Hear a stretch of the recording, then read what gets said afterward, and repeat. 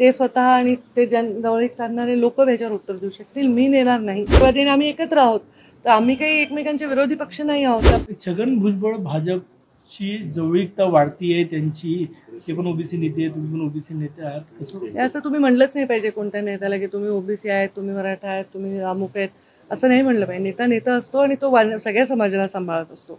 आम्ही ज्या ठिकाणी जन्म घेतला नॅचरली त्याच्यामुळे आमची ओळख असते, पण आम्ही सगळ्या समाजाला केटर करत असतो. तर मला मुळात हेच सगळ्या ओळखी नको आहे. मला असं पाहिजे की एक चांगला नेता आहे, कर्तृत्ववान नेता आहे, काम करणारा नेता आहे, डिलिव्हर करणारा नेता आहे, अशी ओळख जास्त आवडेल. म्हणजे हा सर्वसमावेशक नेता भाजपाच्या जवळीक साधत आहे, तर काय छगन भुजबळ एक सर्वसमावेशक नेता भाजपाच्या जवळ येतो अशा चर्चा नाही, याच्यावर मी टिप्पणी काही करू शकत नाही, कारण मी त्याकडे विचारच करत नाही. मी तिथे विचार करण्याचं काही कारणही नाही. ते स्वतः आणि ते जवळीक साधणारे लोक याच्यावर उत्तर देऊ शकतील, मी नेणार नाही. ते आमच्या आता अलायन्समध्येच आहेत ना, जवळीक तर आहेच आहे ना, म्हणजे राष्ट्रवादीने आम्ही एकत्र आहोत, तर आम्ही काही एकमेकांचे विरोधी पक्ष नाही आहोत. त्यामुळे मला कळत नाही हे प्रश्न तुम्ही कुठून आणता. महाराष्ट्रातील सर्व बातम्यांचे विश्वासार्ह व्यासपीठ, सकाळच्या सर्व सोशल मीडिया प्लॅटफॉर्मला लाईक, फॉलो आणि सबस्क्राईब करा.